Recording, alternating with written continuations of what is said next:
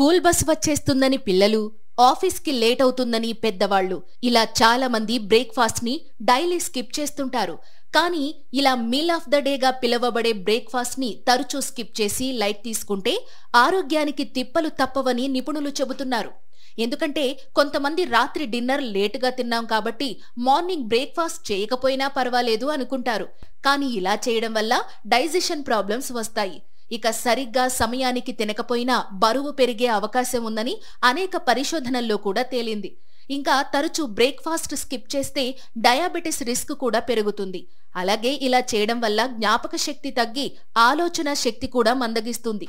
కాబట్టి ప్రతిరోజు బ్రేక్ఫాస్ట్లో పోషకాలు పుష్కలంగా లభించే ఆకుకూరలు, పండ్లు, తృణధాన్యాలతో పాటు ఫైబర్ ఎక్కువగా ఉండే బార్లీ, ఓట్స్ వంటి వాటిని తీసుకోవడం మంచిది.